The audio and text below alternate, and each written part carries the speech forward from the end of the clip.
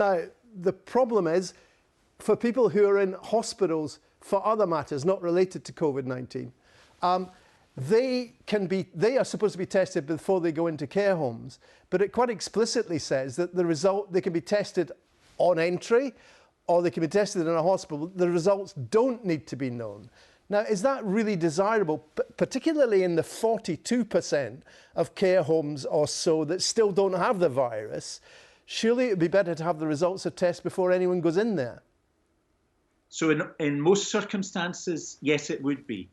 I think we have been extremely clear that the person who has responsibility for admission into a care home is the registered responsible manager, and she or he has the responsibility to decide whether or not somebody should be admitted. In most instances, we have made it clear to managers that they should not accept anybody until they have a test and the results. However, there are emergency situations of extreme distress in the community and in care and in hospitals, whereby on the decision of the manager, it would be appropriate to admit without the test. Well, really, because I understand what you're saying about situations of extreme distress, and I'm not in any way trying to suggest these aren't very, very difficult decisions. But of course, in those situations, you've got to think not just about the person who's in distress, but the potentially catastrophic risk to the residents of the care home, who are the people in society who are most vulnerable to becoming seriously ill. Wouldn't it be better to find, even in these situations, I mean, and let's face it, the tests, it can take as little as 4 hours to get a result. Surely it's possible to find a way, before admitting anyone to a care home at all, of actually getting a result? Yes, it is, and that's what we want. That's what mostly happens, but we have to give room in practical terms for instances which may be emergencies. So I agree, Gordon. We have consistently said that the most vulnerable population are those in care homes. Testing is one of the tools we have to protect them. Testing people who come into care homes and the staff. But again, there's this situation of people in extreme distress. Another situation is people, particularly with dementia, who find it very distressing to have a test and who can refuse. Now, they are still being admitted. They are untested and they're being admitted to care homes under the new guidelines. Now, again, I put it to you, wouldn't it be better to find some way of either speeding up the tests so that they can be well, no, they're not being tested, but shouldn't there be some form of caring for these people that doesn't involve putting them in a care home with lots of other extremely vulnerable people? Absolutely, and to be honest, really? Gordon, but that's not happening, is it?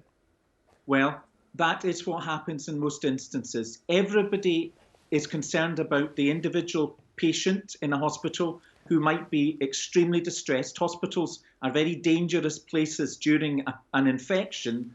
To have an individual who doesn't have any signs or symptoms, who is there for a different reason, they're not the best place for that person to be. So everybody's concerned about balancing the risk. But just to be clear, because we're getting a bit short of time, you would prefer if the advice said that people who've refused tests, that there should be some other way of caring for them until such time as they can be both tested and have a result?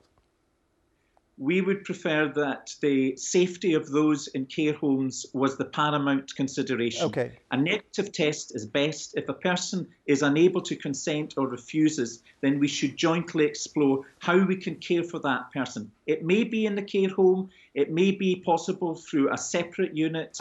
Now, these care homes where you don't have coronavirus, sadly that's a minority. However, sample testing is going to be done in these homes. Given that it surely should be almost a national priority that the virus doesn't get into these places in the first place, don't you think there should be testing of all the residents and all the staff regularly, not just sample testing?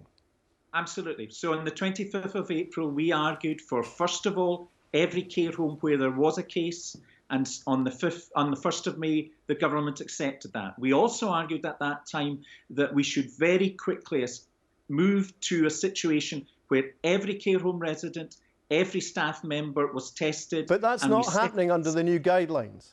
No, it's not. It's not happening. We're still arguing for it. It is one of the ways in which we will keep people safe. In that case, something else that might concern you, there are separate Health Protection Scotland guidelines on this, which are linked to in the new government guidelines.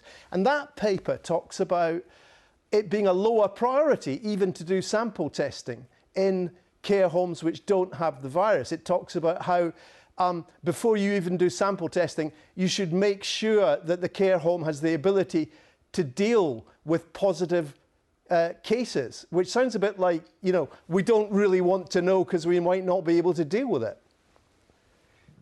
We've got to plan the testing carefully. We've got to make sure that we have resilience plans, and that's what's happening. Every care home has a resilience plan to make sure that if we lose 10, 15, 20% of staff, then that service can be safely delivered.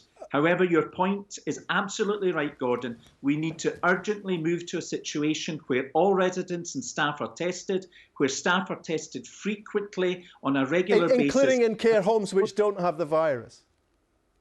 Especially in homes that don't have the virus. It's more important to test them than the general population, I would argue.